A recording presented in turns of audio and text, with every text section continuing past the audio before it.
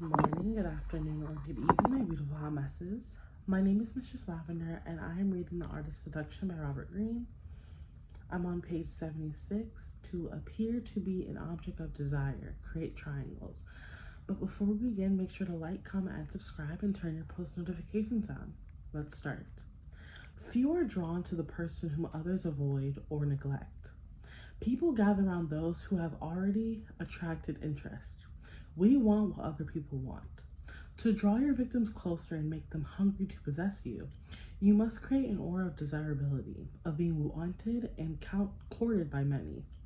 It will become a point of vanity for them to be the preferred object of your attention, to win you away from a crowd of admirers. Manufacture the illusion of popularity by surrounding yourself with members of the opposite sex, friends, former lovers, present suitors. Create triangles that stimulate rivalry and raise your value. Build a reputation that precedes you. If many have succumbed to your charms, there must be a reason. We are social creatures and are immensely influenced by the tastes and desires of other people.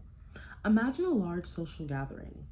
You see a man alone, whom nobody talks to for any length of time, and who is wandering around without company. Isn't there a kind of self-fulfilling isolation about him? Why is he alone? Why is he avoided? There has to be a reason. Until someone takes pity on this man and starts up a conversation with him, he will look unwanted and unwantable. But over there in another corner is a woman surrounded by people. They laugh at her remarks, and as they laugh, others join the group, attracted by its gaiety. When she moves around, people follow. Her face is glowing with attention. There has to be a reason. In both cases, of course, there doesn't actually have to be a reason at all. The neglected man may have quite charming qualities, supposing you ever talk to him, but most likely you won't. Desirability is a social illusion. Its source is less what you say and do, or any kind of boasting or self-advertisement, than the sense that other people desire you. To turn your target's interest into something deeper, you must make them see you as a person whom others cherish and cover. Make people compete for your attention.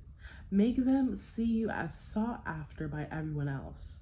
The aura of desirability will envelop you, something like that. Your admirers can be friends or even suitors. Call it the harem effect. Pauline Bonaparte, sister of Napoleon, raised her value in men's eyes by always having a group of worshipful men around her at balls and parties. If she went for a walk, it was never with one man. It was always with two or three. Perhaps these men were simply friends, or even just props or hangers-on.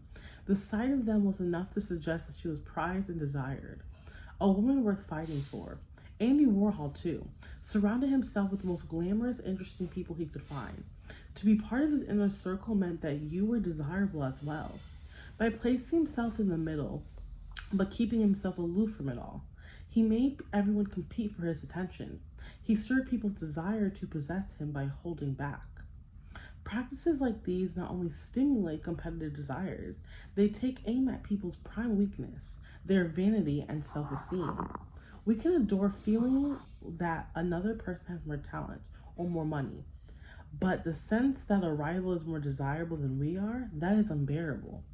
In the early 18th century, the Duc de Richelieu, a great Reiki, managed to seduce a young woman who was rather religious, but whose husband, a dolt, was far away. He then proceeded to seduce her to her upstairs neighbor, a young widow. When the two women discovered that he was going from one to the other in the same night, they confronted him. A lesser man would have fled, but not the Duke. He understood the dynamic of vanity and desire. Neither woman wanted to feel that he preferred the other, and so he managed to arrange a little menage a trois, knowing that now they would struggle between themselves to be the favorite. When people's vanity is at risk, you can make them do whatever you want. According to Sedhall, if there is a woman you are interested in, pay attention to her sister.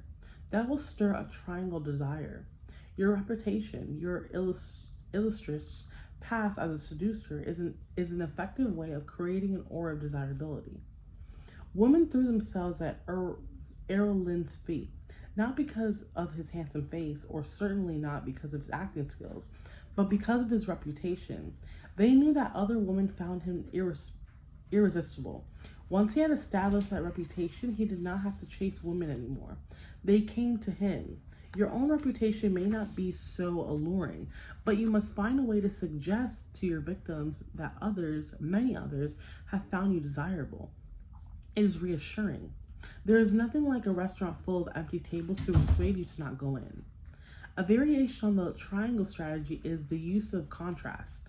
Careful exploitation of people who are dull and unattractive may enhance your desirability by comparison.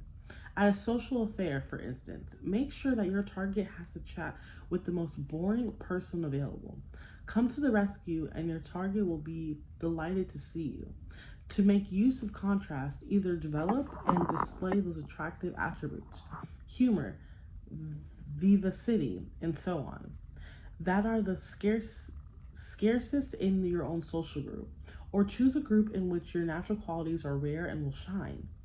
The use of contrast have vast political ramifications. For a political figure must also seduce and seem desirable. Learn to play up the qualities that your rivals lack.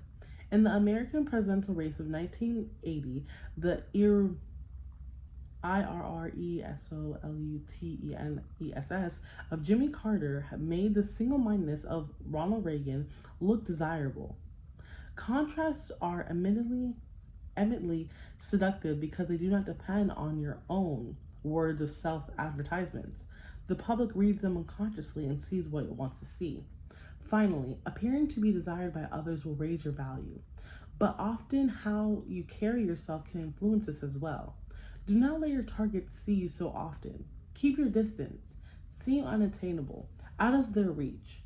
An object that is rare and hard to obtain is generally more prized. Symbol, the trophy. What makes you want to win the trophy and to see it as something worth having is the sight of the other competitors. Some, out of a spirit of kindness, may want to reward everyone for trying, but the trophy then loses its value. It must represent not only your victory, but everyone else's defeat. Stopping there at page 82. I will start next episode at chapter 5, create a need, stir anxiety and discontent. Again, my name is Mistress Lavender. I'm reading The Art of Seduction by Robert Greene. And don't forget to like, comment, and subscribe, and turn your post notifications on. And let me know if you're reading the same book as me, or if not, what are you reading currently? Bye, have a great day, stay safe, and drink water today.